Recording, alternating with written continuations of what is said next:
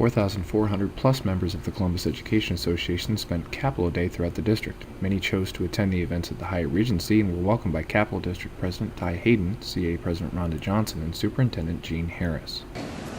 In other school districts in Central Ohio, they've given up their professional development day. I think that's just going backwards. And I want to say how proud I am that we continue to be professionals in the school district. I am proud to be standing in front of what I think is the best faculty in the United States of America. Give yourselves a round of applause.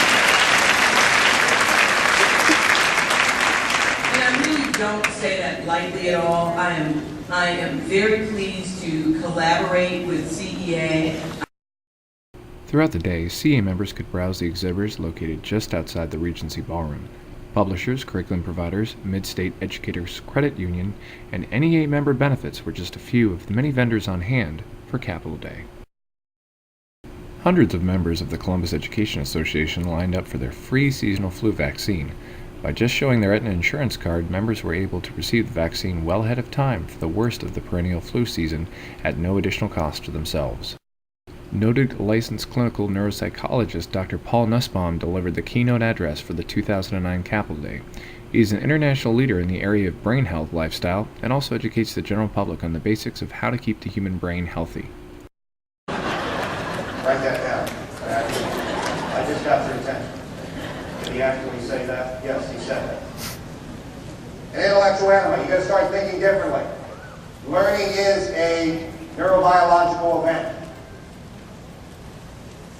And when we take the focus off whether or not the child did well on the test, which is important, don't get me wrong, and we begin to understand that when you learn, you change your neurology, you change your brain, you change your chemistry, you build up what's called brain reserve, which you'll leave here today understanding. And when you have a lot of brain reserve, you delay the onset of something called Alzheimer's disease. I would suggest to you that's important, which is why when I'm in front of Highmark, Blue Cross Blue Shield, and Medicare, I say we got to incentivize human beings to go learn. If you had to pay $200 to be here to hear Dr. Nussbaum today, your health care plan should take off 10% for you to be here. We need to get Homo sapiens to go learn. Why? Because we'll save some money on the back end. We're losing our shirt, ladies and gentlemen, with the care of dementia. We don't know what to do. We're going to go from 5 million today to 15 million, 35 million in the world, and we don't know what to do.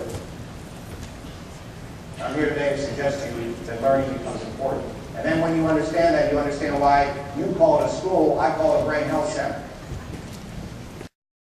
After Dr. Nussbaum's keynote speech, members were able to attend a variety of morning learning sessions, including topics such as PLCs, analyzing gender issues in the media, rigor relevance in ELLs, youths who struggle with issues related to sexual orientation, leadership development, and team building, and many other morning learning sessions. Here realizes. And if it hasn't happened yet, I love what Harry Wong says about teaching in school.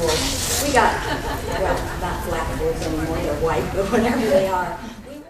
Dr. Paul Nussbaum presented a follow-up to his morning keynote to a standing room-only crowd, answering questions and later autographing books. This is urban education.